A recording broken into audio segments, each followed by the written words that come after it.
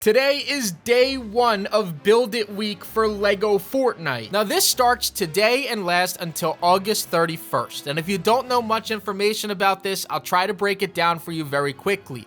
Every single day, LEGO Fortnite is going to give us a brand new building prompt that we need to work on and submit directly to Epic. They're going to review a ton of our submissions and then highlight and show off some of the best and most creative builds that the community has to offer. Now they also mentioned that they're going to give tips and tricks as to how to do some creative building inside of LEGO Fortnite. I could definitely see them trying to teach you guys how to do these angled builds. This is something I've covered before, but I'm sure that they want to cover angled builds, upside down builds, sideways builds, things to do with your interactive activation switches. And so, wait, who is this? Okay. Yeah, you got to get out of here. But so many other things within this game that show you off how to become one of, if not the best builder in the game. Now, we did receive our building prompts for this week. You could do these at any point in time and submit these whenever you would like. I definitely recommend, if you're going to participate, do one of these each day, or if you can't build every single day, try to focus on one and make it your best possible build. So now let's cover these prompts. The first one is going to camp, then you have a vacation getaway, something ridiculous, a stunt, throwing a party, and then testing your seaworthiness. All of these do have themes to them. So when it comes to the campsite, you want to make sure that you have a very nice summer camp area, built up with a cozy fire for some s'mores and the best summer ever. The vacation getaway can be anything that you believe is the perfect destination for a vacation. Something ridiculous, which is just something ultimately crazy, something that we have never seen before added into LEGO Fortnite. Something to do with a stunt, so high speeds, giant ramps, big booms, anything in between is what they're looking for when it comes to the pull a stunt section. Throwing a gigantic party, which could be so much fun added into this game. And finally, testing your seaworthiness. This is going to be building a boat or something along the lines of building on the water. So in order to improve as a builder, I need to try to compete in these. So the first thing that I'm going to do is build a tiny little shack with my bed. That way I can sleep until the morning and not have to deal with the daytime. I do have at least one thought for this stunt, so let's hope that I can pull this off. Now, if you didn't know, there's actually a way to do remote controlled vehicles inside of LEGO Fortnite, which gave me the idea of building a complete racetrack that's specific to racing remote control vehicles. So we're not actually in the vehicles, but they're racing each other. My brain is all over the place because I originally started saying we're gonna build a stunt, and now we're building a racetrack for remote control vehicles. So I don't really know what my brain wants to do today. Now, this plot of land here is pretty flat, but we're still going to use foundation just to ensure that the entire landscape is completely flat for this racing area.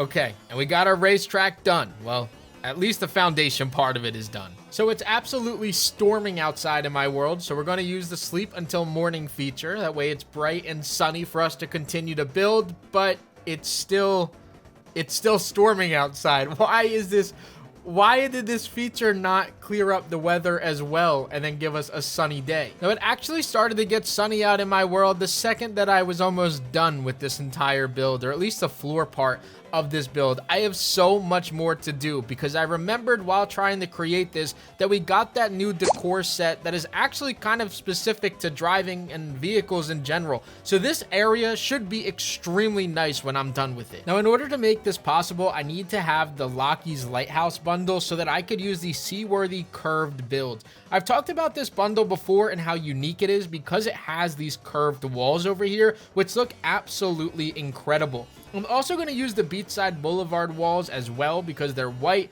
and I just want to stick to that theme. That way when I use other colors, they're going to pop a little bit more. Okay, so now I have to do this around the entire area. It's almost going to look like a hockey rink from the outside, but we'll clear the rest of this up. And I cleared out the middle area here, although it's not perfectly centered, and there's a good reason for that. That way I could actually curve these builds towards the center and then have it be kind of like a dead zone where nobody can go there, and it ensures that people stay on the track. Now on the left side here, it's very large, and on the right side, it's very narrow. Now we flip that, but on the left side, it's narrow to cause chaos, and on the right side, it's very wide open so people have more room to pass each other. Now in order to get our go-kart set up, I needed to follow my guy Zach's LEGO Fortnite, who comes up with some of the most creative techniques in LEGO Fortnite. You're gonna place down 2 of these car jacks and then start to place down your vehicle base as well as the driver's seat. But this is where things get interesting. You're going to place a battery pack on the back of both of these, but only tires on one side. In this clip, I actually kind of put them on both vehicles instead of just one, but what you want to do is only have powered on the back of one of these and steering on the front of the other. Once you have done this, we can actually just connect the front or back of these to ensure that the right side vehicle is actually controlling the left side vehicle, and as long as that's working, then we are good to go. So the tires are working on the left side vehicle, which means that I could break down this white block that's actually holding these together, test it one more time to ensure that it's working even when they're not directly connected, and from here, this is a fully working vehicle. So I'm going to go right back onto that other driver's seat, and you can see I have full control over this car, and I'm not actually in it. Now the difficult part is I have to replicate that 7 more times, and I made this big mistake trying to make these, and they're all connected to that first car. So I actually have to build these dynamic blocks first and then create the vehicle, which will then separate them so they're not all connected to the same vehicle. So after a very long time, I was able to get 8 vehicles set up via the RC car trick, and I was able to decorate just a little bit about this track. At nighttime, I added red lights on one side with blue on the other. I added these small little barriers that if they hit one of these, it would actually pop up a balloon and stop them in their track. So I did 2 of those on the same path. I also added a ramp on here and some cones to, again, make things a little bit difficult, but I'm going to invite some of my Discord friends and see how they like this track. So I got 7 friends from Discord to take control of 1 go-kart each, and I counted down from 3, 2, and I cheated 1 and go.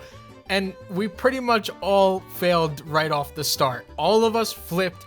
All of us went over the place. We didn't even really leave the starting zone without having some sort of issue. But after a little bit of time, I got the hang of it, and I'm that car in the very back that you see creeping up. I figured out how to drive this thing, hit the small little ramp, went around, and you could see I actually was the first person to complete the first lap. And because I was the first one done, that obviously means that I won the whole race. So I went to the ground level to get an even funnier area to look at. And this just looks so funny because it's just a bunch of cars that are running around and there's no person on it. So it's just a bunch of ghost riders hitting these cones, hitting the ramp front and back and just falling over. I mean, it was a complete disaster, but to say the least, it was a ton of fun. And before you go, I have something to show you. Code, I don't really know what this says, but I hope that you guys enjoyed the video nonetheless. YouTube thinks that you're going to like either one of these videos above, so click on one of them and let me know what you think down in the comment section below. Oh, and don't forget to hit that subscribe button if you aren't already.